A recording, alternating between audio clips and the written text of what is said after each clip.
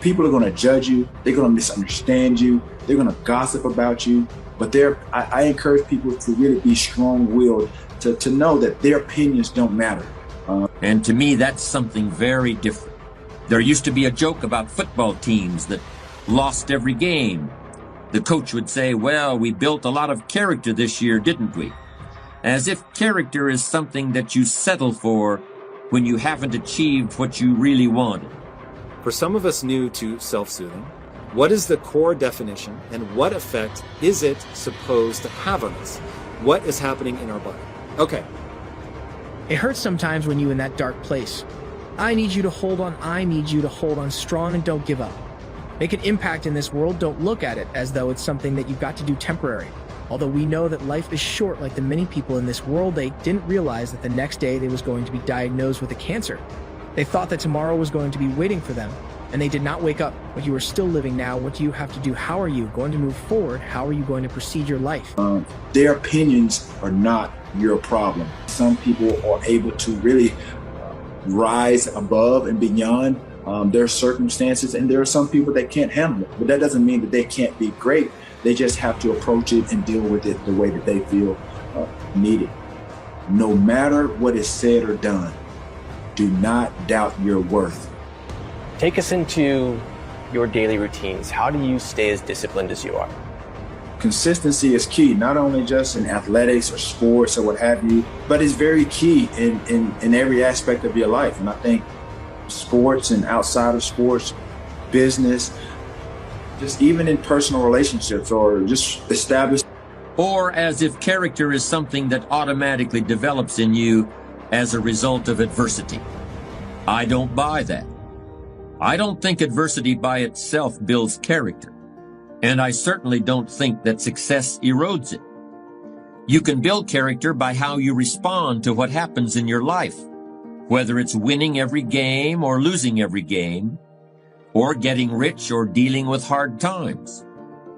You build character out of certain qualities that you must create and diligently nurture within yourself, just like you would plant and water a seed. A rapport, a bond, even with family. Communication, consistency is key with anything. If you communicate and know how and understand how to communicate with, your peers, coaches, and be receptive to constructive criticism, then I think you give yourself an opportunity to grow, not only as a person, but as an athlete at the same time, because there's always communication in everything that we do.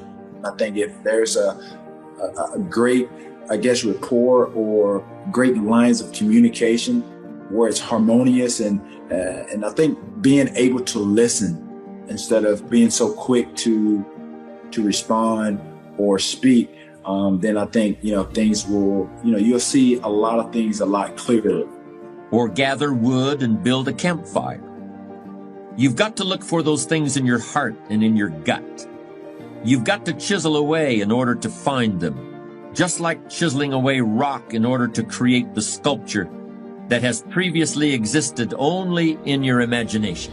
But the really amazing thing about character is that if you're sincerely committed to making yourself into the person you want to be, you'll not only create those qualities, you'll strengthen them and recreate them in abundance, even as you're drawing on them every day of your life. Like the burning bush in the biblical book of Exodus, the bush that burned, but it was not consumed by the flames. Character sustains itself and nurtures itself, even as it's being put to work and tested and challenged. Life is not a game. Life is living. I say to you right now that you must. Make it, I say to you right now, that you must tell excuses, fear, and doubt that it has no place in your place of business. For this is your life that you are fighting for. This is your life that you are living for. Don't let anyone take away who you are and how true you are and what you matter in this world to so many other people. I need you to believe in every possibility that you have and understand that it is not over for you. And maybe you may be in a position where you feel that you are broken, or you feeling that you're going to be broken, but I'm here to let you know, ladies and gentlemen, that you are built to last. I'm here to let you know that you don't have the right to complain anymore. I'm here to let you know that you've got to keep on living and living on strong. You had to experience some things that you did not understand. You had to experience some greatness. The actual neurochemistry of what's happening in your body, I don't know well enough to put it back, to reiterate it, but I will say this. For sure, you have an element of serotonin in terms of how you feel about yourself. So you want to be re-anchoring yourself around a very anti-fragile idea. Shout out to Nassim Taleb.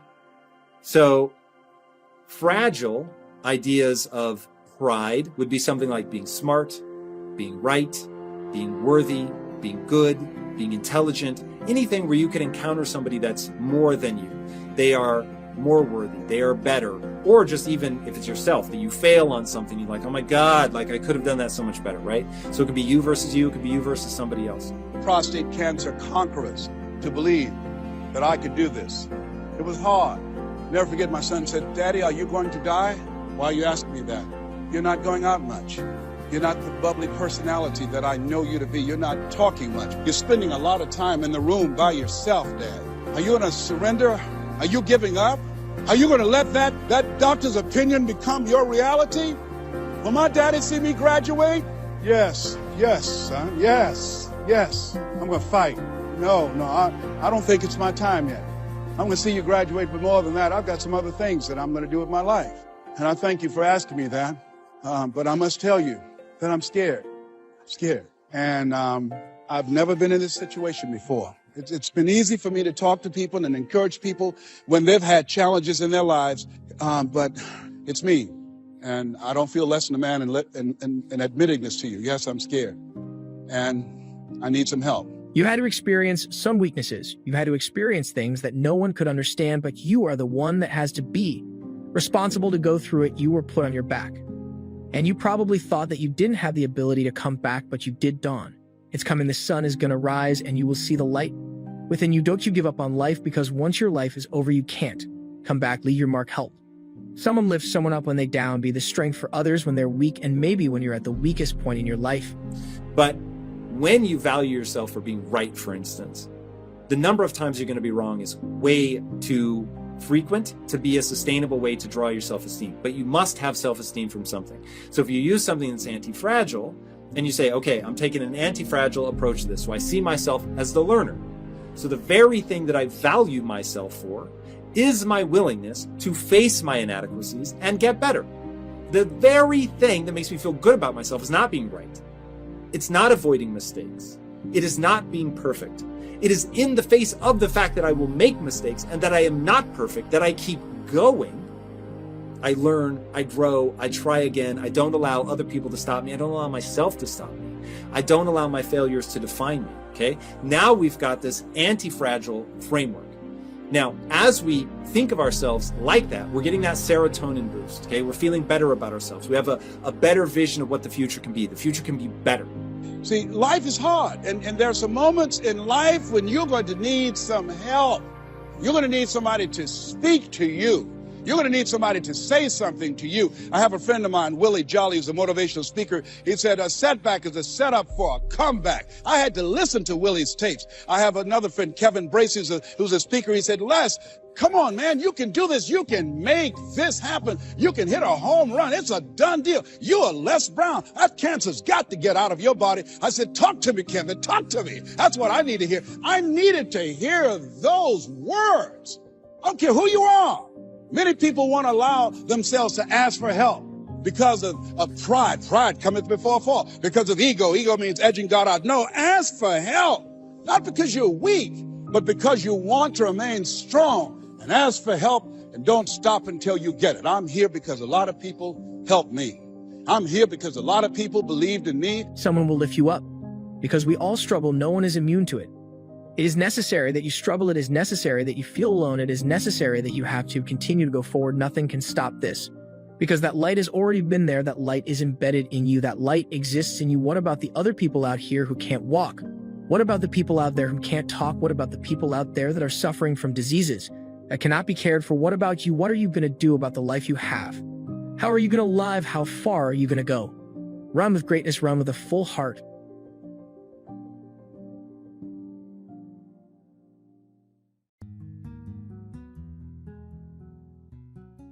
And there's some things that we're supposed to do that many people using the same method, the same team, the same relationships, the same information, the same approach, and they stop saying it can't be done. I remember as a kid, we used to say to illustrate whether or not someone can accomplish something and whether or not they could not, to illustrate the impossibility of them accomplishing something, we would say, oh, you got a chance of doing that as a man going to the moon. Shut up, get away from me. Hey, we've gone to the moon. We don't say that anymore because when I was a kid, it was seen as impossible for man to go to the moon. That's no longer a reality. The Wright brothers, when they were able to create a vehicle that was only up in the air for about 6 seconds. Up to that point, the belief was for centuries, man couldn't fly. Because if God wanted man to fly, he'd have given him wings. You will never fly. You're not a bird. Get used to it. You're not even a pigeon. Get used to it. Might be a pigeon in your thinking, but you cannot fly. That was the belief. But the Wright brothers, who came along and their father was a minister, and that was his belief, they had breakthrough thinking and they changed the approach on what it would take to transport our bodies in the air. You came here to do something. Some people know right away. Nina Simone, who climbed up on a piano at 5 and started playing by ear. Some people know right away of what that is.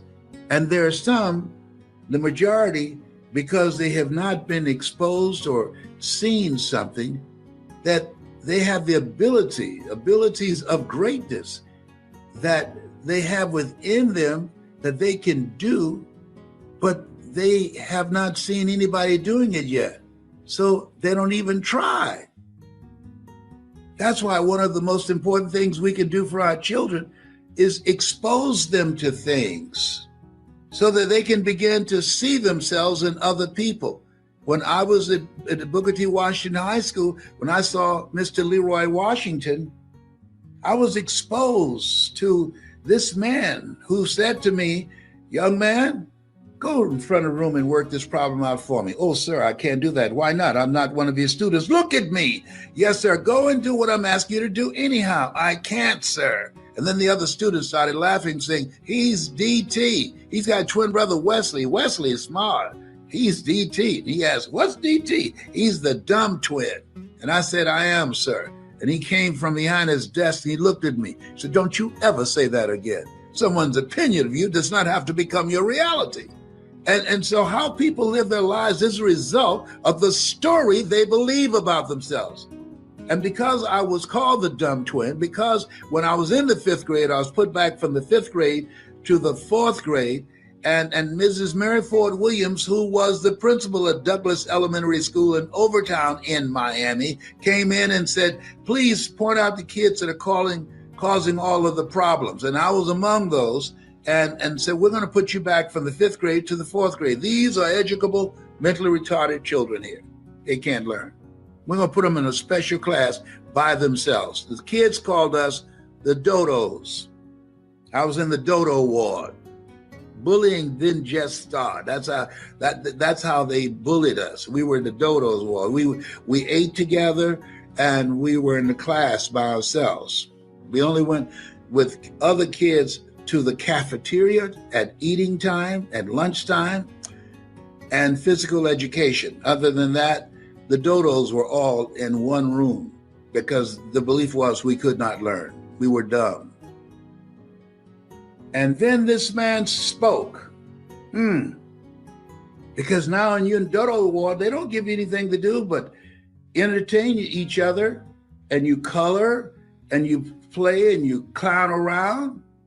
Because the belief was, there ain't gonna be nothing. No one, listen to me, write this down, please. No one, I don't care what anybody tells you about your child, no one they should label jars, not people. No one rises to low expectation.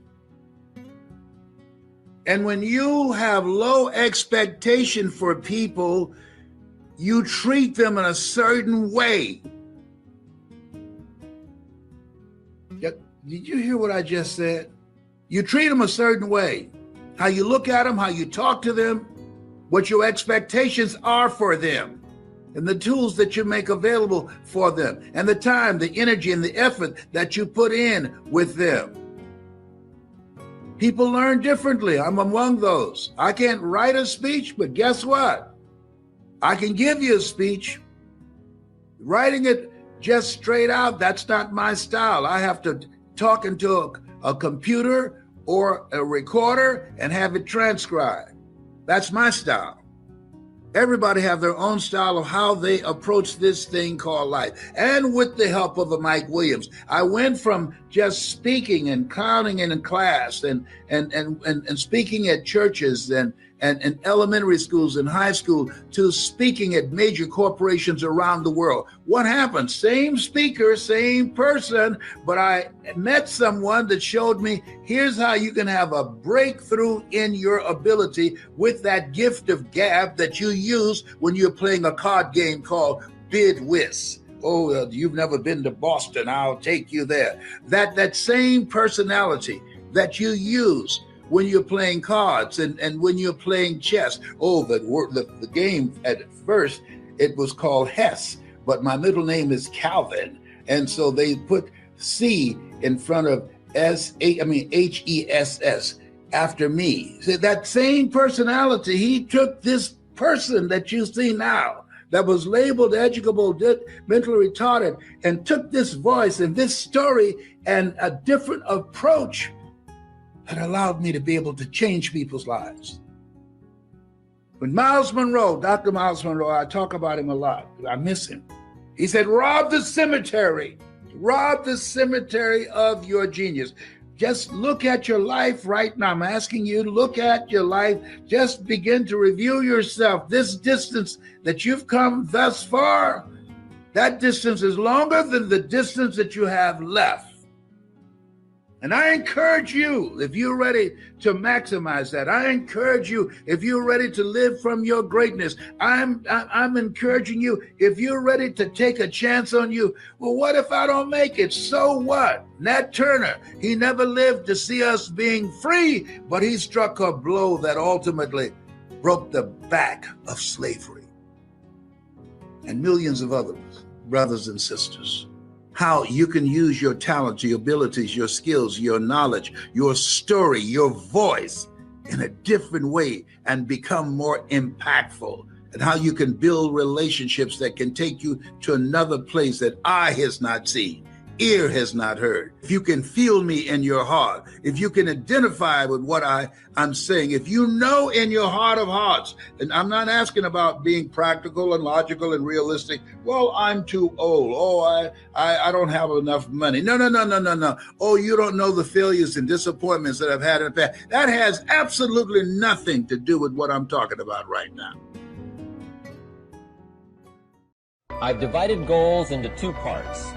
First is long range. Long range goals. That's your dreams. Your dreams for the next 3, 5, 10, 20, 30, 40 years. Actually, the rest of your life. Your dreams. You've got to keep dreaming. Ronald Reagan, president, said to the joint session of Congress a few weeks ago, the Republic is a dream. And if we don't keep dreaming, we will lose the Republic. Your better future is a dream for yourself and for your family. Where do you want to go? What do you want to do? What do you want to be? What do you want to see? You've got to dream dreams. There's a Bible phrase that says, without dreams and visions, people perish. You've got to have something to go for that inspires the heart and the soul. Dream. From the children of Sanchez, it says, take the crumbs from starving soldiers, they won't die. Take the bread from hungry children, they will cry. But without dreams, we all will die. You've got to dream. Don't lose your dreams. for yourself, for your future, for your family, the dreams of love and enterprise, and travel and doing things, becoming something unique on your journey here. Don't lose your dreams. Do some dreaming. That's long-range goals. You got to have those. So that's number one. Here's the second part of goals, short range. Short-range goals. That's your goals for tomorrow, this week, this month, this year, the immediate future. We call these confidence builders. Because if you set up something short-range, go for it, get it, latch onto it, work hard, accomplish it. That starts building your strong feelings to go for your dream. Now, I've divided goals into 3 categories. Here they are. Number 1 is economic. That's your goals for money, income, business, profits, production. Economics. Make sure you've got your economics well planned. Economics plays a major role in everybody's life. Economics is major, which means it ought to be meticulously well planned for tomorrow, this week, this month, this year, long range. What if you asked somebody tomorrow if you could see their meticulously well-planned list of economic goals? What would they probably say? They'd say, you some kind of a nut? You must be weird. Hey, I found out what success is. Success is doing what the failures won't do. Make sure you've got your economics well planned. It'll put you in the top 5%. One of the key little subjects we talk about on the weekend is the 7 fundamentals for wealth and happiness. And that's one of them, well-planned economics. It's a fundamental if you want to do well. Join the top 5%. Anybody in this room can join the top 5%, if you will. Now here's the second category of goals, things. Make a list of the things you want. And on my list of things, now I put everything. Little things as well as major things. Doesn't matter how small it is, it goes on my list. I used to just put major things, cars, homes. I don't do that anymore. I now load my list with everything. Everything. And the reason is, part of the fun of having a list is checking it off. That's it. Boy, at the end of the day, if you can go, got it, got it, got it, got it, got it, got it, whatever it is, right? You get into the habit. So load up your list, the things you want. Now, when you check off something major, celebrate. That's an important point to make. Celebrate your achievements. Live it up. Have a party when you reach something you've worked for a while. See, we all grow from 2 experiences. One is called the pain of losing. The other one is called the joy of winning. We need both of them. Amplify them as much as you can, which also means make losing painful. If you set up something, fooled around, didn't get it, put it on yourself. On the other side, if you did get it, congratulate yourself. Self-congratulations is a sign of maturity. Seeking congratulations is a sign of immaturity. But hey, winning and losing, see, that's what it's all about. That's the name of the game. Now, some people lead such mediocre lives. At the end of the day, they don't know whether they're winning or losing. They got no clue. Guy's just going through the day with his fingers crossed. There's a better way. Okay, here's the third category of goals. Personal development. Put those goals together. Personal development goals. That's your goals to be stronger, more decisive, be a speaker, be a leader, learn a language, all kinds of skills. And that's what you want, the personal development skills. That's what attracts, that's what brings good things to your life, the person you become more skillful. Now, this is quite a package to work on. Economics, things, personal development. For tomorrow, this week, this month, this year, long range. Okay? That'll get you started. Now, here's the simple formula for setting goals. It goes like this. A, work on your goals. That's step 1. Work on them. And I put the word work there deliberately. Setting goals is plain hard work. I don't want to kid you. We haven't come here tonight to kid each other. It's work. I know it's work. That's why a lot of people just let it slide. It's work. Many people work hard on their job, but they don't work hard on their future. They just let that slide. And the work involved is making plans. I know most people don't. I understand that. But don't let that be you. guy says, well, yeah, you work where I work. By the time you struggle home, it's late. You got to eat a bite of supper, watch a little TV, get to bed. You can't sit up half the night. Plan, plan, plan. And the guys be good worker, hard worker, sincere. But you got to be better than sincere, working hard. You got to be better than a good worker. You got to be a good planner. Somebody once wisely said, the people who fail to plan are planning to fail. Well said. So work on your goals. Here's step 2. Write your goals down. That's so important. I teach my staff around the world, put your goals in your journal. Because one of the major people you want to study is yourself. Say, here's the list of goals I put together 3 weeks ago. Here's the list of goals I put together 2 years ago.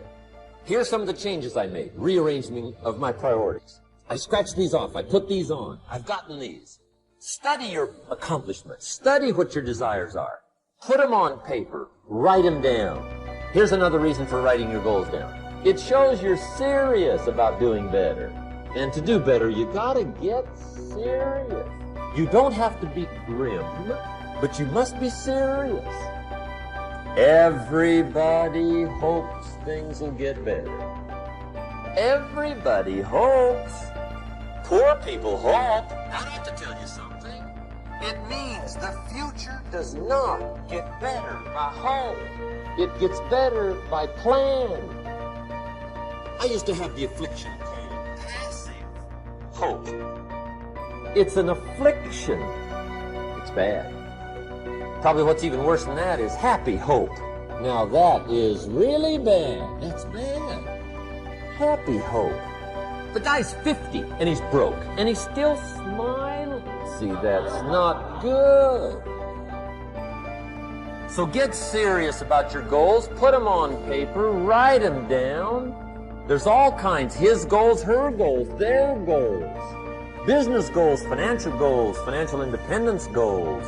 Family goals. I mean, there's so many things to work on this. And if you don't get busy and work on it, sure enough, the time will pass. And sure enough, 5 years from now, you'll wind up where you don't want to be, wearing what you don't want to wear, driving what you don't want to drive, being what you don't want to be. Now's the time to fix it. Now, here's the third step to your goals. Check the size of your goals and the kinds of goals. How big they are, what kind they are, affects you. And here's one of the important phrases of the evening. Your goals are affecting you, whatever they are. Your goals affect your handshake. Your goals affect your attitude, personality. Your goals affect the way you walk, the way you talk, the way you dress. All day long, we're being affected by our goals. Now, some people have goals, but they have such lousy goals. The effect is bad. I asked a guy one time, what are your goals for this month? The guy said, look, if I could just scrape up enough money to pay these lousy bills. That was his goal. I'm not saying it isn't a goal. It's a goal, but it's such a lousy goal, the effect is bad. You don't jump out of bed on Monday morning and say, oh boy, another chance to go out and scrape up the money to pay my lousy bills. See, you don't do that. Usually you say, oh, not another Monday. And some people have so given up on life, they have joined the thank God it's Friday club. How sad. Surely those are the same people, when life is over for them, will say, thank God it's over. Hi, welcome back to Mind Control, where we inspire and motivate you. Hope you enjoy the video. The major question to ask is, what am I becoming here? It's not what you get that makes you valuable. It's what you become that makes you valuable. Set the kind of goals that will make something of you to achieve them. So there you have the two components of positive self-direction. Number one, self-knowledge, knowing who you are and what you want to do with your life. And number two, self-preparation, getting ready for the opportunities before they come your way.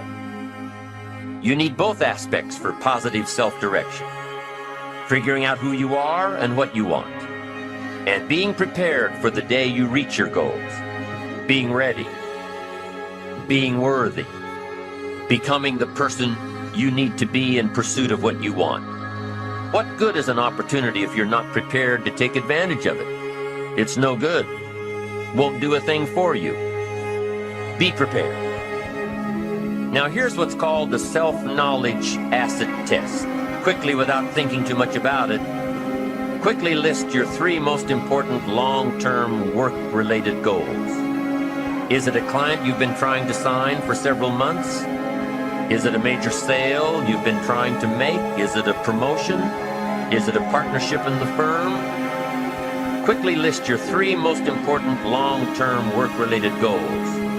Achievements that you want to make. Achievements that will take a while to get. Write them down. Again, without thinking too much about it, quickly list your 3 most important personal and spiritual goals. Things that will make a difference in your personal life. Is it going to church more often than holidays? Grasping all you can from the Sunday sermon? Is it spending more quality time with your kids?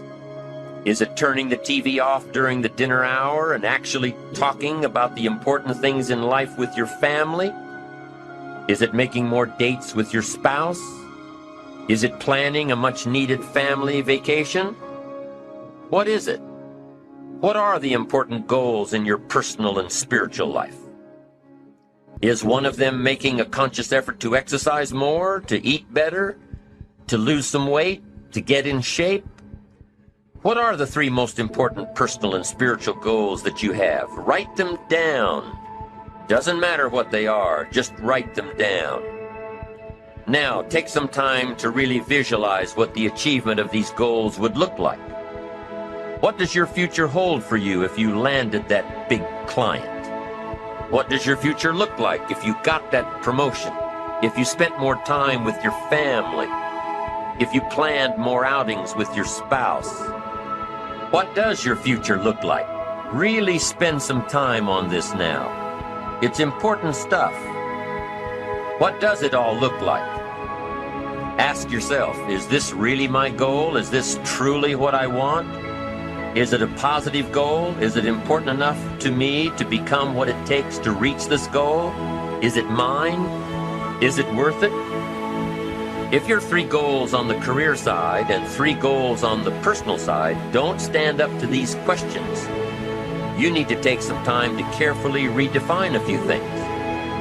Redefine your list. Redefine where it is that these goals came from. Redefine what actually is important to you.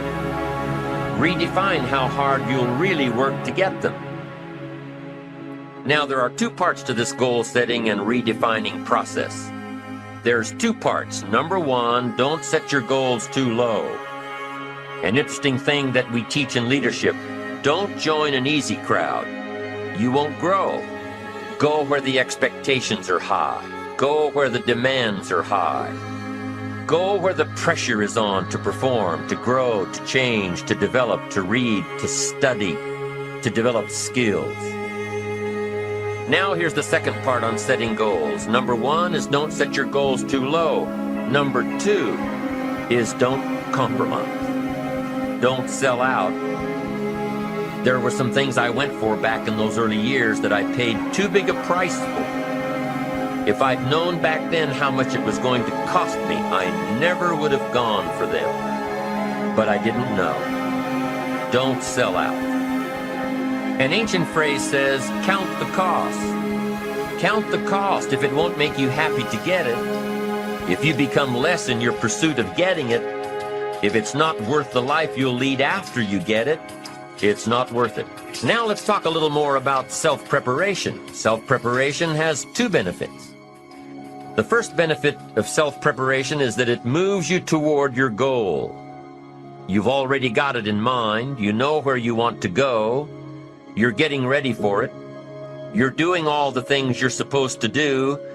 And by getting ready to achieve your goals, you're moving closer to your goals. That's how it works. The second major benefit to self-preparation is that it refuels your ambition. Your activity refuels your ambition. The things that you are doing today are getting you ready for tomorrow. It's exciting. You know that you're getting closer every day. Ambition must be kept alive, be kept active, must continue to move forward. Otherwise, you're just daydreaming. You must keep active, keep moving forward so your ambition can fuel you, motivate you, get you where you want to be. Self-preparation.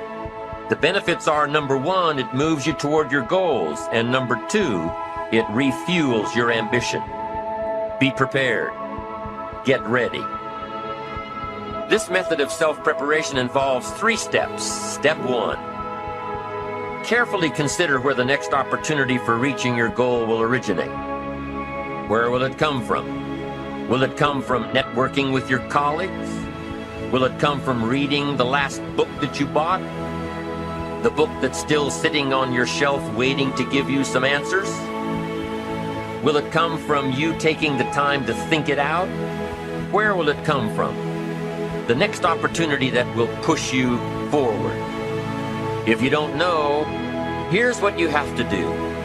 For each major goal of yours, the top priorities on your list, for each of these, take out a separate piece of paper, one single sheet per major goal, write down your goal at the top, and start listing all reasonable resources. Write down every possible place that you could find the opportunity to achieve this goal. And with each resource, classify them. Ask yourself, is this resource a sure thing? A good bet? About even chances? Unlikely? A long shot? Ask yourself these questions and classify all of the resources you have written down. That's the first step. The second step in this method of self-preparation is to make sure you know what you need to do to be prepared for your opportunities. Take your sure things first. Figure out what you need to do to be prepared when they happen. Break down your preparation into concrete steps. Make sure that you know exactly what you have to do to take advantage of the opportunity when it comes your way. Let's say that one of the top priorities on your career list of goals is to get this new client.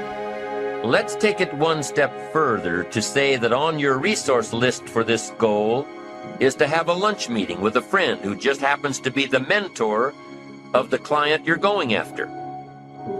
Is this friend of yours a sure bet on your resource list? Well, let's say he is. I mean, you know this guy is a tremendous consulting source for the client you want. The client you want really listens to the opinions and advice of your friend. So you're getting ready to have lunch with your friend. What do? You've got to make sure that you're up on all the knowledge and the industry data that will impress your friend. Make him realize that he knows someone who could benefit from your knowledge and your vitality and your spirit and your experience. Impress him. Impress him so much that he goes back to his friend, the client you're after, and tells this prospective client of yours that he needs to do business with you. Be prepared. Go through your entire list of goals and resources and classify them. Break each resource into concrete steps of preparation. Start by working on the sure bets first, and then move down the line. The long shots will come through every so often, but start with the resources that will serve you best now. Get ready for the opportunities before they come your way. Step 3 in the self-preparation method is to do all you can to make each opportunity more likely to happen. After you've determined what you have to do to get ready to be prepared, after you've determined this, see what you can do to expedite the process. What can you do to increase the likelihood of this opportunity? Go over it and over it and over it. Use these 3 methods again and again as you assess where you are now and where you have to go next to keep moving toward the achievements that are most important to you. Step 1, consider your resources. Step 2, determine what you have to do to get ready. Step 3, expedite the opportunities. And by the way, this method of self-preparation works wherever you are in your journey, whether you're close to your goals or whether you're just starting your journey of self-direction. This method works. Have working knowledge to draw from. Continually work on yourself in preparation of where you want to be. Build a reservoir of thoughts and ideas and philosophies and experiences that are your own. Build, grow, change, get ready, be prepared. Be prepared for a life worth living. Now here are the 4 ifs that make life worthwhile. Number 1, life is worthwhile if you learn. Nothing worse than being stupid. Life is worthwhile if you learn. Learn from your personal experiences. Learn from other people's experiences. Second, life is worthwhile if you try. Now you've got to take what you've learned and see if you can try your hand at it. Someone says, well, you can't try, you have to do. No, you have to try. I put the bar up 2 feet and asked the kids who can jump 2 feet. I can, some say. I can't, some say. I don't know, some say. How are you going to know? You don't. You've just got to try. Just back off and run at it. How are you going to know if you don't try? Now, what if you knock the bar down? Does that mean you can't jump 2 feet? No. You have to what? Try it again. Of course, you have to try. Try it another way, but try. Try your hand at it. When the record book on you is finished, let it show your wins and your losses, but don't let the record book show that you didn't try. Next, life is worthwhile if you stay. You've got to learn to stay. Now, you don't have to stay forever. Just stay till you see it through. A guy builds a foundation and then he wanders off somewhere and builds another foundation. He's got these foundations scattered all across the country. I mean, no walls, no roofs, just a bunch of foundations. Not a good reputation. Stay. You don't have to stay forever. Just stay to finish something. We'd like to thank you so much for watching till the end. Don't forget to share your thoughts in the comments section. Please also like, subscribe, and share this video with your friends and families. Please watch our other motivational videos. Thank you again.